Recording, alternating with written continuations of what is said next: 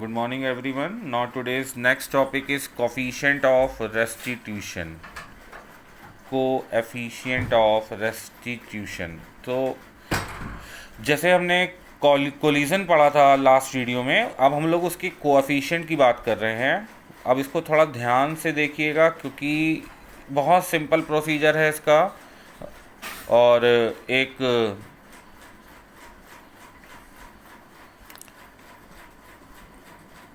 Formula derivation का method है, वो ध्यान से देखिएगा। कॉफिशिएंट ऑफ रेस्टिट्यूशन को हम लोग ई से डिनोट करते हैं, स्मॉल ई से, ठीक है। तो ये है क्या, बेसिकली कॉफिशिएंट ऑफ रेस्टिट्यूशन से आप डिग्री ऑफ इलास्टिसिटी को मेज़र करते हैं, degree of elasticity of a collision, ठीक है। तो कोलिजन की डिग्री ऑफ इलास्टिसिटी को मेज़र करने के लिए आप कॉफिशिएंट ऑफ रेस्टिट्यूशन का यूज़ करते हैं, और उसके हम लोग क्या मेज़र करते हैं, degree of elasticity of a collision. तो इसका फॉर्मूला होता है E is equal to relative speed of separation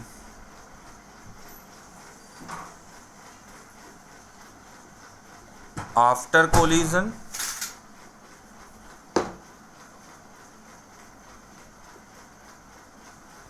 upon relative speed of separation before collision।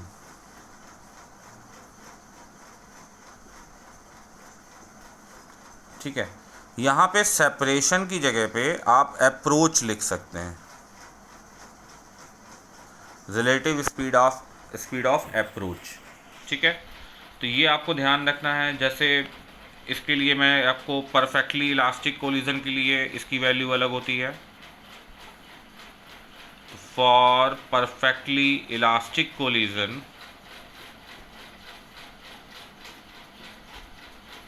E is equal to 1, और for inelastic collision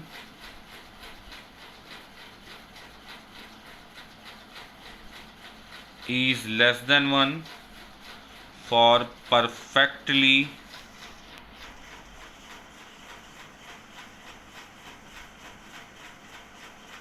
inelastic collision E is equal to 0, and for super elastic collision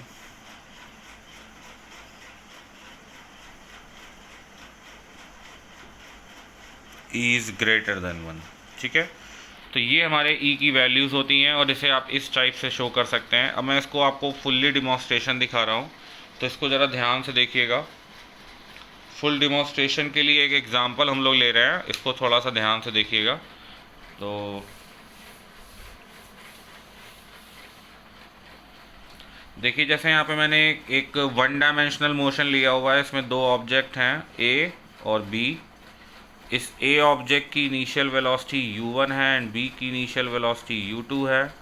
A का मास m1 and B का मास m2 है, ठीक है। So before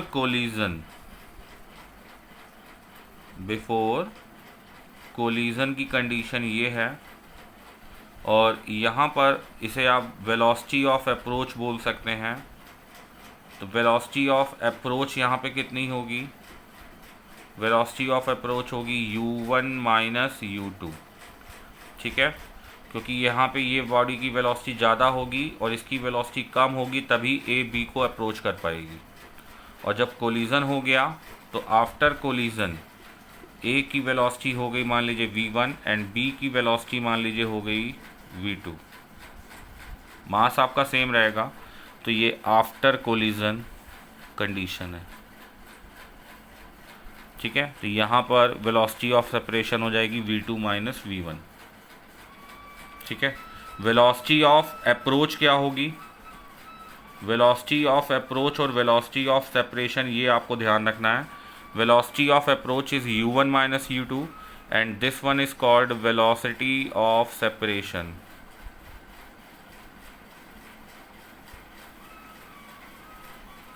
v2 minus v1, ठीक है।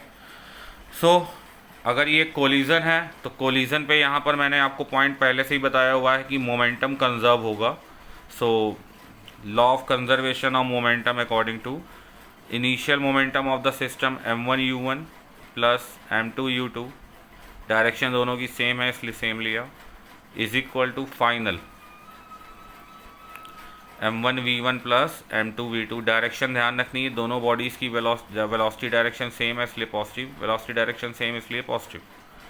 अगर ये अपोजिट होती तो एक पॉजिटिव लेते और एक नेगेटिव लेते, ठीक है। तो ये आपका यहाँ से कंडीशन आई, m1 पोर्शन एक साइड ले जाइए और m2 एक साइड ले जाइए। तो m1 अगर आप कॉमन लेंगे तो u1 माइनस v1, और यहाँ पर आप m2 कॉमन लेंगे तो v2 माइनस u2, ठीक है, इक्वेशन 1। और अगर ये परफेक्टली इलास्टिक कोलिजन है तो फॉर परफेक्टली इलास्टिक कोलिजन, तो फॉर परफेक्टली इलास्टिक कोलिजन में क्या बताया था, total kinetic energy before collision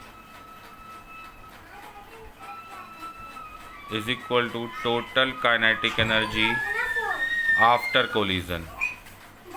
तो अगर आप यहाँ पे देखें, यहाँ पे तो before collision half m1 v1 u1 square plus half m2 u2 square is equal to half m1 v1 square plus half m2 v2 square.